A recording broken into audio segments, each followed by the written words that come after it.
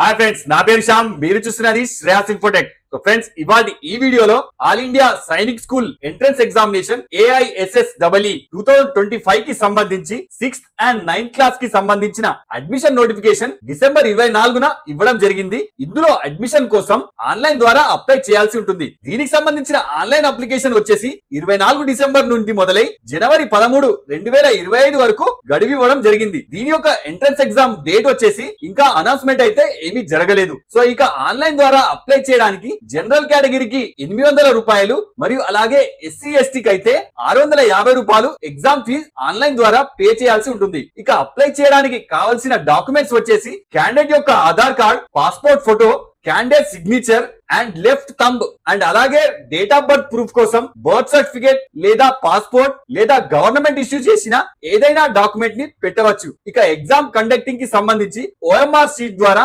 Multiple choice questions అయితే ఉంటాయి. దీనికి సంబంధించి ఎగ్జామినేషన్ సెంటర్స్ వచ్చేసి అక్రాస్ ఇండియాలో 199 సిటీస్ అయితే సెలెక్ట్ చేశారు. ఇందులో మనం మాక్సిమం గా 4 సెంటర్స్ వరకు అయితే పెట్టుకోవచ్చు. ఇక మన తెలంగాణలో హైదరాబాద్ అండ్ కరీంనగర్ గా నిర్ణయించారు. అలాగే ఆంధ్రప్రదేశ్ కి సంబంధించి టోటల్ గా 12 సిటీస్ అయితే ఉన్నాయి. అవేంటో మీరు స్క్రీన్ పై చూడొచ్చు. ఇక స్టూడెంట్ వయసు పరంగా ఎలిజిబిలిటీని చూస్తే 6th క్లాస్ కోసం మార్చ్ 31, 2025 వరకు కనీస వయసు 10 నుంచి 12 సంవత్సరాల లోపు ఉండాలి. అదే విధంగా 9th క్లాస్ అడ్మిషన్ కోసం స్టూడెంట్ ఎలిజిబిలిటీ వచ్చేసి మార్చ్ 31, 2015 నాటికి కనీస వయసు 13 నుండి 15 సంవత్సరాల లోపు ఉండాలి. ఇక మన దేశంలో సైనిక్ స్కూల్స్ వచ్చేసి టోటల్ గా 30 వరకు ఉన్నాయి. ఇందులో మన తెలుగు రాష్ట్రాలను చూస్తే తెలంగాణలో కాకుండా ఆంధ్రాలో మాత్రం ఒకటి కలికిరి అన్నమయ్యలో, రెండవది కోరుకొండ విజయనగరంలో అయితే ఉన్నాయి. ఇక చివరిగా ఎగ్జామ్ అనేది 2 hours ఉంటుంది. ఇందులో ఎంట్రన్స్ టెస్ట్ ఇంగ్లీష్ లో మాత్రమే ఉంటుంది. ఇక క్యాండిడేట్ సెలెక్షన్ అనేది ఫస్ట్ మెరిట్ ఆధారంగా,